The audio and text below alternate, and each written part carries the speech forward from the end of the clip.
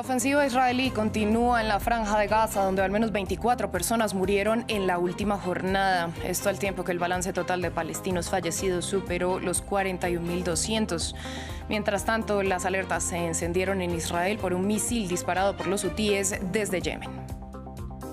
Al menos 8 personas perdieron la vida en el Canal de la Mancha. 59 migrantes salieron de Francia a Reino Unido, pero la barcaza en la que viajaban naufragó cerca de la costa de Pas-de-Calais. Con este accidente asciende a 46 el número de migrantes que han perdido la vida tratando de cruzar el canal en 2024. Ya son 5 los fallecidos en Rumanía y 1 en Polonia a causa de las inundaciones que golpean el centro de Europa. Las riadas también afectan República Checa y han forzado a miles de personas a evacuar. Esto al tiempo que en Asia, Vietnam, Tailandia y Myanmar continúan enfrentando la destrucción del tifón Yagi e inundaciones que dejan más de 300 muertos. Buen día para todos, bienvenidos a esta emisión de Noticias en France 24, soy Valentina Torres Sánchez. Damos inicio con la ofensiva israelí en la Franja de Gaza que continúa enfocada en el centro del enclave. El balance de la última jornada dejó al menos 24 fallecidos. Esto al tiempo que el Ministerio de Sanidad, controlado por Hamás, informó que la cifra total de muertos por los ataques israelíes llegó a los 41.200 desde el inicio de la guerra el año pasado. Aviones de guerra israelíes apuntaron a esta casa tras disparar misiles que provocaron la destrucción completa de la casa, que pertenece a la familia Suidán en el campo de Jabalia. Hay varios mártires heridos y nuestros equipos siguen buscando a personas desaparecidas bajo los escombros de la casa destruida. Entre tanto, en Israel se encendieron las alarmas luego de que los hutíes de Yemen lanzaran un misil balístico que cayó sobre el centro del territorio israelí sin causar heridos. Se trata del primer proyectil disparado desde Yemen que toca tierra en Israel. Según los hutíes, era un misil supersónico que alcanzó con éxito una instalación militar en Tel Aviv y que no fue interceptado por las defensas israelíes. El portavoz de los hutíes advirtió que habrá más lanzamientos. A su vez, miles de israelíes se manifestaron nuevamente el sábado en la noche, tanto en Tel Aviv como en Jerusalén. Las protestas semanales iniciaron hace meses y los ciudadanos exigen la liberación de los rehenes que aún continúan bajo el poder de Hamás. Ampliamos a continuación. Decenas de miles de personas volvieron a salir a las calles de Tel Aviv este sábado por la noche. Es la segunda gran manifestación semanal desde que el 1 de septiembre las autoridades israelíes confirmaron la muerte de 6 rehenes en la Franja de Gaza. Dirigiéndose al gobierno de Benjamin Netanyahu, familiares y amigos de los rehenes fallecidos exigieron urgentemente un acuerdo para liberar a los que todavía siguen vivos. Denles un final feliz, como país y como pueblo. Merecemos un desenlace justo. Firmen un acuerdo para salvar a los que aún pueden ser salvados. Dennos la oportunidad de respirar de nuevo. Tráiganlos a casa ya.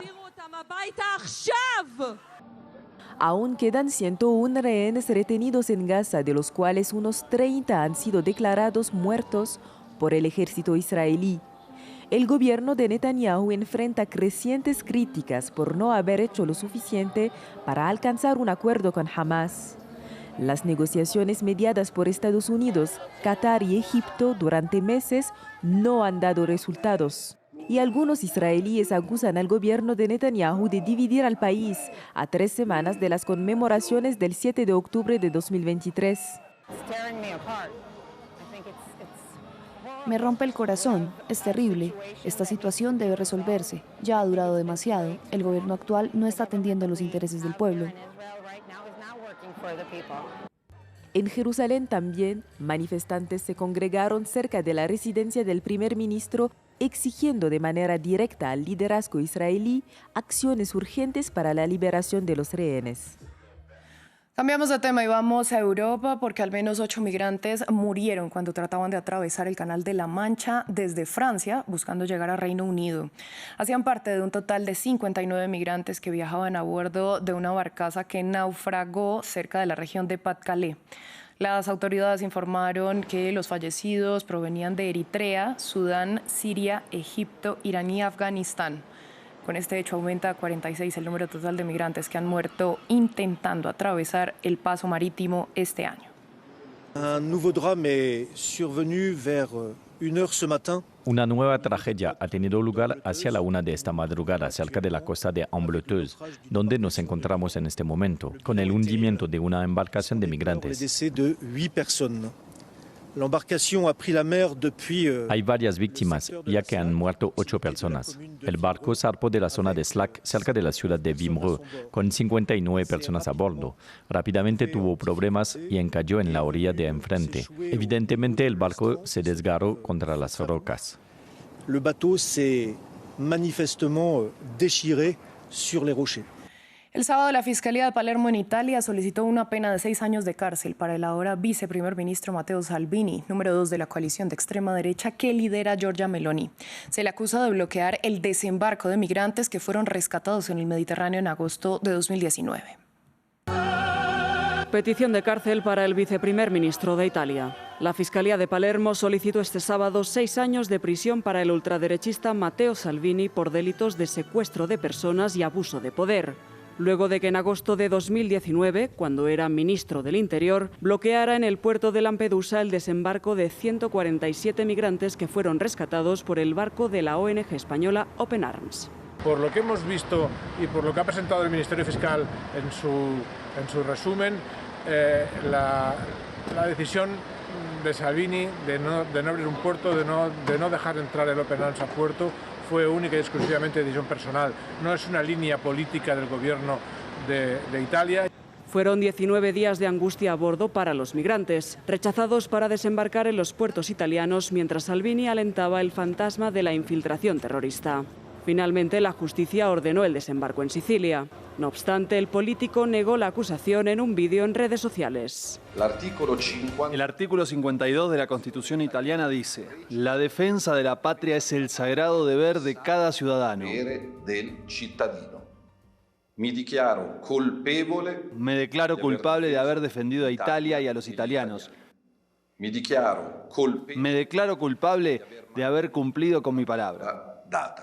También recibió el apoyo de los suyos, entre ellos la premier italiana Giorgia Meloni y su otro viceprimer ministro de la coalición de extrema derecha gobernante, Antonio Tajani. Transformar en delito el deber de proteger las fronteras italianas de la inmigración ilegal es un precedente muy grave. Mi total solidaridad con el ministro Salvini. El juicio ha sido posible tras la luz verde del Senado, ya que Salvini inicialmente contaba con inmunidad parlamentaria. Entre tanto, la sentencia en primer grado se espera para mediados de octubre.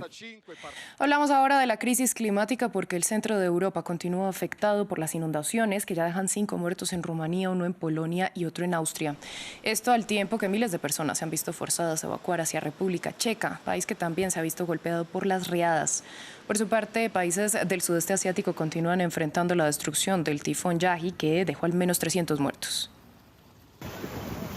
Un país devastado por la guerra y ahora también por la crisis climática. Más de 3.600 habitantes de Myanmar han sido desplazados por las inundaciones que ya dejan decenas de muertos. En zonas rurales, los campesinos han tenido que huir del agua y de las consecuencias que esta trae, como la presencia de serpientes. Los animales también están en riesgo. Perdí mi arroz, mis gallinas y mis patos. No me importan otros bienes. Nada es más importante que la vida de las personas y los animales. Si el agua sube mucho por aquí, desataré a mis vacas y las dejaré en libertad. No hay lugar seguro en algunas zonas de Myanmar. Las fuertes lluvias han provocado inundaciones que alcanzan incluso lugares montañosos. La gente trata de huir como puede, montada en elefantes o en balsas improvisadas. Estamos en una colina y estamos rodeados de agua. Estamos atrapados y hay mucha gente aquí. Nadie ha venido a donar comida todavía. Sin ayuda en un país donde aproximadamente 1/3 de la población necesita asistencia humanitaria. Las condiciones climáticas adversas se extienden por más países del sudeste asiático.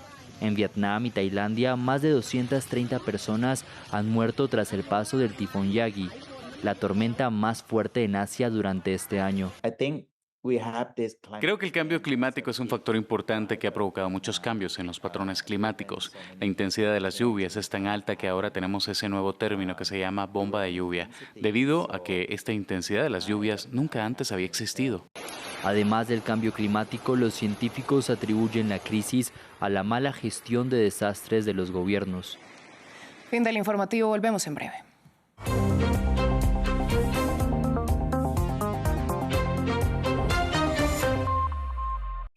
Soy Mariam Kone, corresponsal de France 24 en Ruanda. A menudo me encuentran en el programa África 7 días hablando de la actualidad de África Oriental. Mariam Kone, una de los 200 corresponsales de France 24 en el mundo.